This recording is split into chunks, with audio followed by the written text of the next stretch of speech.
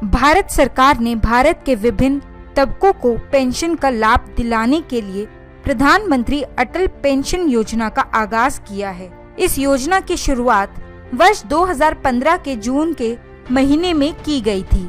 इस योजना के पीछे सरकार का मुख्य उद्देश्य देशवासियों को पेंशन की सुविधा प्रदान करना है। इस योजना के अंतर्गत देशवासियों को एक नया तरह का लाभ प्राप्त हो सकेगा, जिसके अंतर्गत वे अपने भविष्य के लिए पैसे जमा करके पेंशन प्राप्त कर सकेंगे। नमस्कार दोस्तों, स्वागत है आपका YouTube चैनल दीपावली में। और इस वीडियो में मैं आपको बताऊंगी प्रधानमंत्री अटल पेंशन योजना से संबंधित कुछ विशेष बातें, जैसे कि प्रधानमंत्री अटल पेंशन योजना क्या है और योजना का लाभ उठाने की योग्यता और कितनी पेंशन प्राप्त हो सकती है और अटल पेंशन योजना से लाभ। तो सभी बातों को जानने के लिए आप हमसे जुड़े रहिए। आगे बढ़ने से पहले अगर आपने हमारा चैनल सब्सक्राइब नहीं किया हो तो इसे प्लीज सब्सक्राइब कर लें। प्रधानमंत्री अटल पेंशन योजना क्या है? ये योजना केंद्र सरकार द्वारा चलाई गई। योजना का लाभ उठाने की योग्यता यानी प्रधानमंत्री अटल पेंशन योजना एलिजिबिलिटी क्राइटेरिया क्या है? इस योजना का लाभ कोई भी भारतवासी उठा सकता है। हालांकि सरकार ने इसके लिए कुछ मापदंड भी रखे हैं, जिसे इस योजना का लाभ उठाने के लिए मानना आवश्यक है। इस योजना का लाभ उठाने के लिए आवेदक की आयु 18 वर्ष से अधिक की होनी आवश्यक है। इस योजना के अंतर्गत सरकार ने अधिकतम आयु 40 वर्ष की रखी है, अतः 40 वर्ष से अधिक के लोग इसके अंतर्गत अपना नामांकन नहीं करा सकते हैं। इस योजना के लिए आवेदक का एक बैंक अकाउंट होना अति आवश्यक है, जो कि उसके आधार से संलग्न होगा। आवेदक का अपना एक पंजीकृत बैंक अकाउंट होना भी बहुत आवश्यक है। कितनी पेंशन प्राप्त हो सकती है? How much pension received in Atal pension योजना? इस योजना के अंतर्गत लाभार्थियों को 1000 से लेकर 5000 तक की पेंशन प्राप्त हो सकेगी। ये पेंशन लाभार्थी को उनके 60 वर्ष पूरे होने के बाद प्राप्त हो सकेगी। अटल पेंशन योजना से लाभ मतलब अटल पेंशन योजना बेनिफिट्स। इस योजना के अंतर्गत अपना नामांकन कराने वाले लोगों को कई तरह के लाभ प्राप्त हो सकेंगे, जैसे कि इस योजना का सबसे अधिक लाभ गरीबों और उन लोगों को प्राप्त हो सकेगा जो निजी फर्म में कार्य करते हैं। इस योजना के अंतर्गत अपने नियोजित भविष्य के लिए लोग पैसे जमा कर सकेंगे।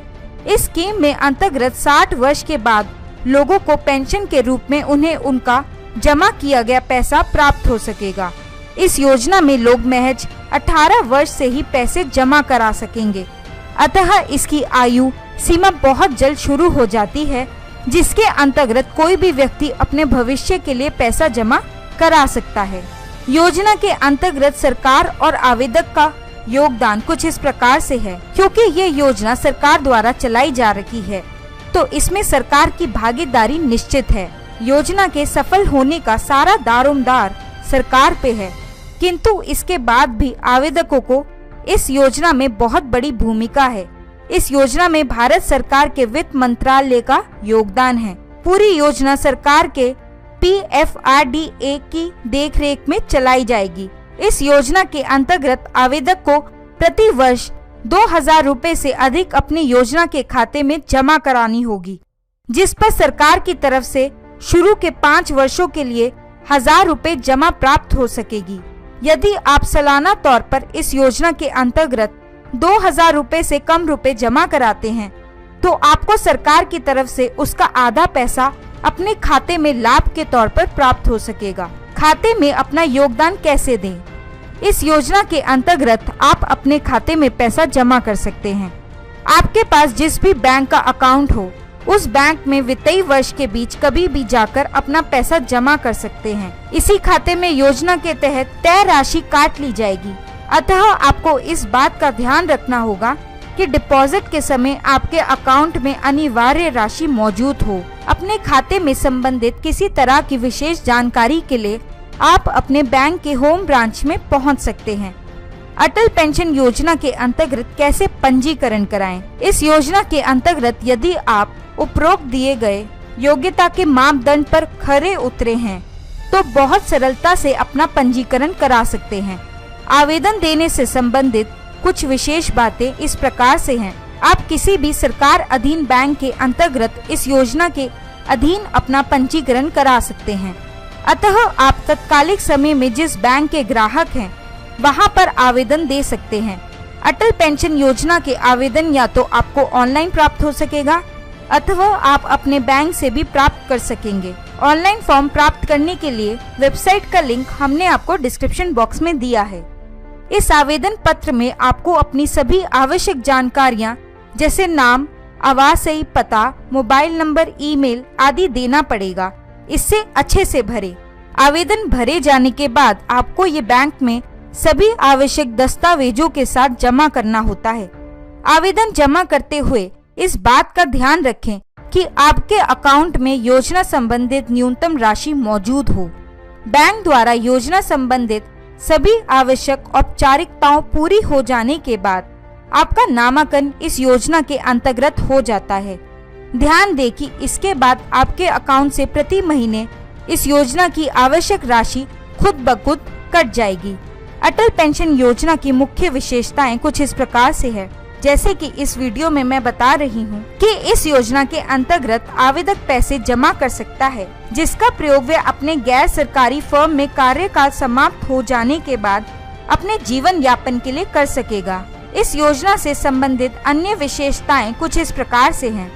इस आयु के बाद व्यक्ति को उसकी मृत्यु तक इस योजना के अंतर्गत पेंशन प्राप्त हो सकेगी। व्यक्ति की मृत्यु के बाद उसकी पत्नी अथवा पति को इस पेंशन का लाभ प्राप्त हो सकेगा। योजना के अंतर्गत अधिकतम 20 वर्षों तक पैसे जमा कराए जाएंगे। अतः 20 वर्षों तक की लंबी अवधि तक पैसे जमा करने की सुविधा आवेदक को इस बात की दी जाती है कि वह धीरे धीरे एक अच्छा खासा पैसा जमा कर सके। इस योजना के प्रीमियम अकाउंट के अंतर्गत जमा किया गया पैसा कर मुक्त होगा। जमाकर्ता समय समय पर अपने अटल पेंशन योजना का अकाउंट डिटेल अपने बैंक से प्राप्त कर सकेगा। इस योजना के आवेदक अपना EPRAN कार्ड प्रिंट करा सकते हैं जिसका फायदा उन्हें भविष्य में इस योजना के अंतर्गत पंजीकृत होने के सबूत के तौर पर प्राप्त हो सकेगी। अटल पेंशन योजना के अंतर्गत जमा राशि कैसे प्राप्त करें? इस योजना के अंतर्गत किसी भी आवेदक को ये छूट नहीं होगी कि वह जब चाहे इस योजना के अकाउंट से पैसा निकाल लें। इस समय इसके पैसा निकालने के नियम कुछ इस प्रकार से हैं।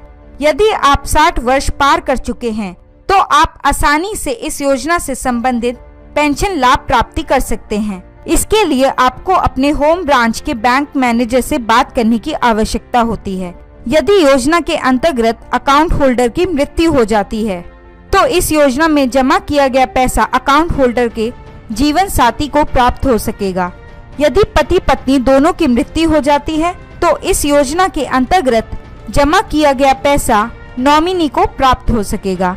यदि कोई जमाकर्ता अपने ड्यू डेट तक योजना के अंतर्गत पैसा जमा नहीं करता है तो उसे पेनल्टी भरनी होगी। सरकार ने ये पेनल्टी इस वजह से रखी है कि लोग समय पर अपना पैसा जमा कराएं ताकि योजना सुचारू रूप से चल सके। पेनल्टी का विवरण कुछ इस प्रकार से है। यदि आवेदक प्रति महीना 100 रुपए योजना के अंतर्गत जमा करता है तो इस पर आवेदक को प्रति महीने 1 रुपए की पेनल्टी भरनी होगी। यदि आवेदक प्रति महीने 101 रुपए से 500 रुपए के बीच प्रीमियम जमा करता है तो इसके लिए 2 रुपए की पेनल्टी रखी गई है। यदि आवेदक 500 से 1000 रुपए के बीच प्रति महीने प्रीमियम जमा करता है और यदि किसी महीने वह समय पर पैसा जमा नहीं कर पाता है तो उसे कुल 5 रुपए पेनल्टी के तौर पर जमा करने होते हैं।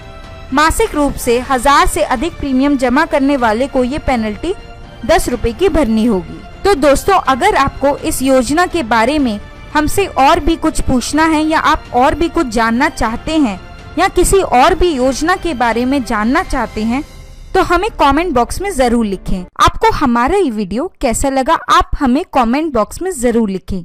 हमारा वीडियो लाइक करें, शेयर करें और हमारे चैनल दीपावली को सब्सक्राइब करना ना भूलें।